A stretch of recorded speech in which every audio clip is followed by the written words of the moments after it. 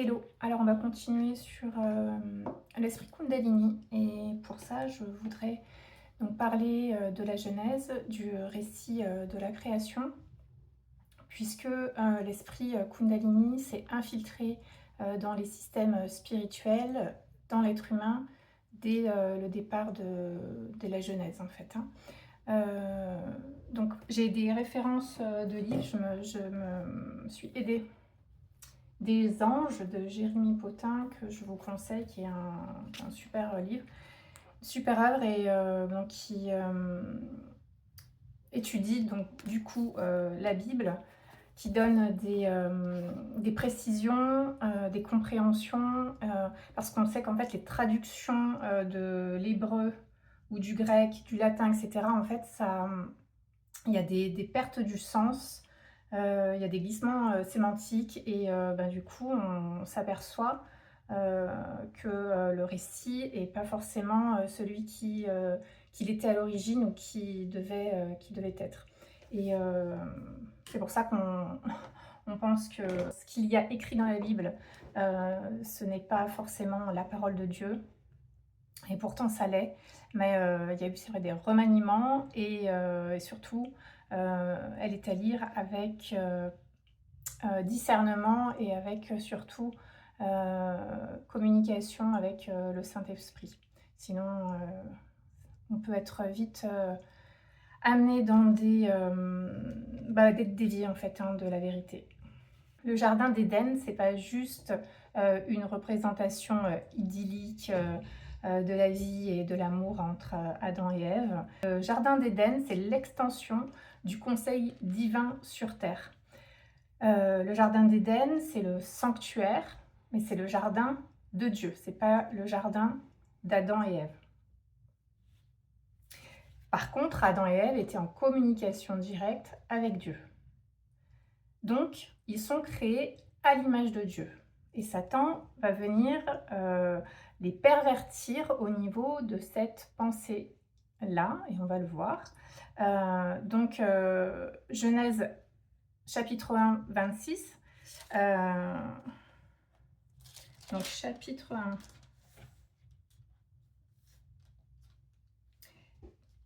Puis Dieu dit: faisons l'homme à notre image, selon notre ressemblance, et qu'il domine sur les poissons de la mer, sur les oiseaux du ciel, sur le bétail, sur toute la terre, et sur tous les reptiles qui rampent sur la terre. Donc faisons l'homme à notre image. Donc là, il parle, il s'exprime, il a un discours tenu devant le conseil divin. Il n'est pas tout seul, donc il avait déjà créé des êtres célestes avant de créer l'humain sur Terre.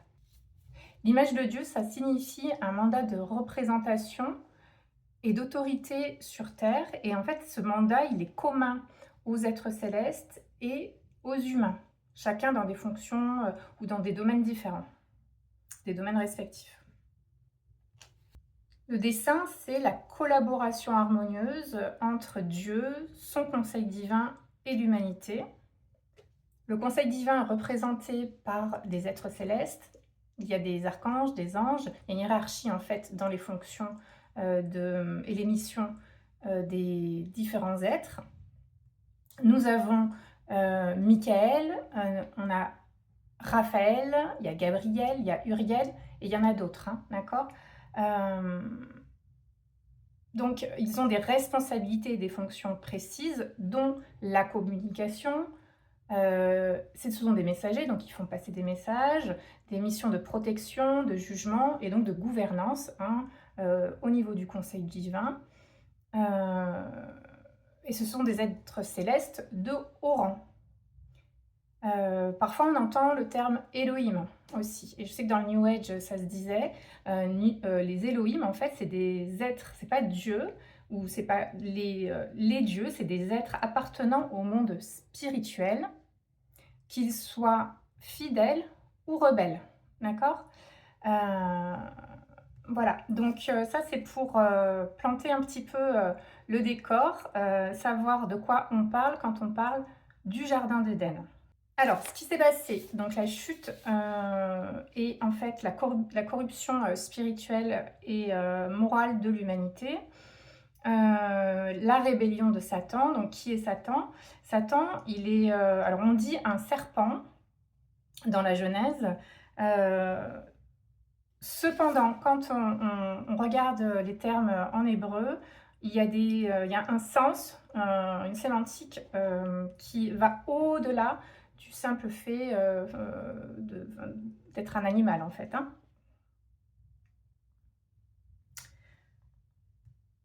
Alors on sait il a transgressé l'ordre divin, hein, en incitant les humains à la rébellion. Donc le serpent, c'est un reptile, mais donc la signification va au-delà. C'est Naas, alors je le prononce pas forcément comme il faut, mais ça se traduit par être lumineux aussi, ou un être de feu, une brillance métallique. Ça, on le voit dans Ézéchiel, chapitre 1, verset 7, Daniel, chapitre 10, verset 6. Je vous laisse regarder. Et il y a Aya aussi, qui est effectivement l'animal, mais qui est l'être vivant, qui signifie créature terrestre, aquatique, volante, mais être spirituel vivant. Et on le voit dans Ézéchiel, l'être céleste, c'est l'être chérubin protecteur. Et Arum, je ne prononce pas forcément comme il faut non plus, qui veut dire rusé, qui est un adjectif qui est réservé aux humains, en lien avec leur capacité de discernement. Donc on voit que tous ces termes ne s'appliquent pas donc à un simple animal. Donc vu que c'est un être céleste qui appartient au conseil divin, autant qu'Ève appartient au conseil divin, elle ne s'est pas méfiée. Voilà, donc l'être céleste exerçait lui aussi un rôle sacré, un rôle divin, hein, avec les humains, hein. On les appelle aussi, ces êtres célestes, les fils de Dieu, hein, les fils de Dieu célestes. Ce sont des êtres de haut rang, les êtres les plus élevés, en fait, dans le royaume céleste, dans le royaume de Dieu. Et donc Satan, il n'aurait pas accepté, en fait, que l'homme, créé à son image, soit le représentant de Dieu sur terre. Il y avait de la jalousie, hein, donc il a méprisé la création de Dieu. Et il a saboté donc le dessein que Dieu avait établi pour l'humanité, dont le but en fait était que les êtres humains en fait participent au règne divin aux côtés des êtres célestes. Il y avait un partage des fonctions, hein, du règne, de la gouvernance, chacun dans des rôles respectifs. Donc en fait, il a cherché à s'élever au-dessus des étoiles de Dieu. Donc c'est les fils de Dieu, hein, les fils célestes. Et en fait, ce qu'il voulait, Satan, c'était surpasser le rôle donc destiné qui avait été destiné à l'homme, hein. Donc en termes de privilèges, de responsabilité, ça a provoqué un sentiment d'injustice chez lui. Donc la tentation, c'était la prise de conscience accrue, une expansion de conscience. Comme si Ève n'avait pas accès à quelque chose qu'elle savait déjà, comme si Dieu lui cachait quelque chose, qu'il y avait quelque chose de plus profond à connaître, et que en fait, elle pouvait être rapprochée de la vérité. Alors que finalement, la supercherie, elle est là, c'est parce qu'elle était déjà créée à l'image de Dieu, qui était en communication directe avec elle.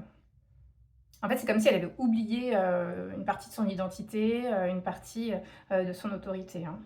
Donc on voit là la tromperie spirituelle qu'on retrouve aussi dans les sociétés secrètes, le New Age, hein. En fait, ça s'infiltre dans tous les systèmes spirituels. Donc on voit la tromperie spirituelle et donc l'esprit Kundalini. C'est la tromperie de Satan, la tromperie spirituelle, c'est l'esprit Kundalini. La Kundalini, c'est cette énergie serpentine, logée à la base de la colonne vertébrale. Donc c'est une énergie vitale, c'est une énergie créatrice, une énergie dite divine. Là, du coup, c'est pas la création de Dieu, hein. Dieu ne nous a pas créés au départ, à l'origine, avec un serpent enroulé à la base de la colonne vertébrale. Cette énergie serpentine qui s'élève dans des pratiques spirituelles ou même sans chercher, sans intention particulière, hein, comme je disais dans l'autre vidéo. Donc l'hypothèse, c'est que l'être céleste a eu une relation sexuelle avec Ève. On sait que dans dans Genèse 6, donc Genèse chapitre 6, bon là j'ai chapitre 6, donc dans le verset 2, les fils de Dieu virent que les filles des hommes étaient belles et ils en prirent pour femmes parmi toutes celles qu'ils choisirent.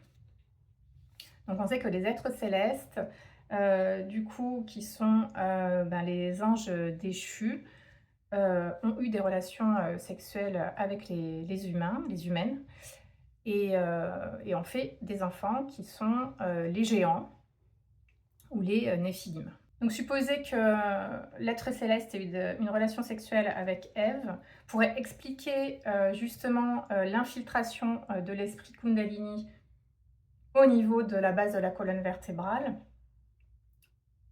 Et j'en parlerai plus tard dans une autre vidéo pour voir en fait, les conséquences, les répercussions que ça a eu et que ça a sur l'humanité encore aujourd'hui. Et dont Jésus, notre Seigneur, est en train d'arracher à la racine, hein, actuellement. Donc l'esprit Kundalini, il va s'infiltrer au niveau des consciences, hein, au niveau de l'esprit du coup, mais aussi au niveau donc du corps. Et il va y avoir des répercussions au niveau de cette sexualité dépravée dans nos sociétés, hein. Ou alors, de manière plus subtile, la sexualité qui va comme avoir besoin de méthodes ou de modes d'emploi ou de pratiques spirituelles, absolument pas celle qui a été imaginée par Dieu à l'origine, mais qui a été calquée, détournée par Satan, hein. J'en parlerai dans une autre vidéo. Donc on voit rapidement en fait la descendance d'Adam et Ève, Abel et Caïn. Voilà, il y a Caïn qui tue Abel tout de suite, hein, c'est dès le chapitre 4. Voilà, donc et à chaque fois il y a comme une lignée, un enfant qui est perverti directement par Satan en fait, hein. Voilà, et ça se retrouve comme ça dans l'histoire, hein, de l'humanité.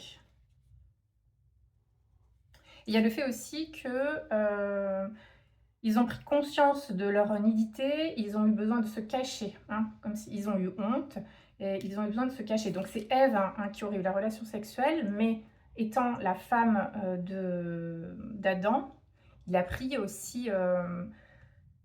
donc il avait aussi des relations sexuelles avec elle, et donc il a pris le péché sur lui aussi, évidemment, hein. Il était garant, en fait, de maintenir le commandement, l'ordre divin, hein, que Ève a transgressé en allant, en succombant, en fait, à la tentation de Satan.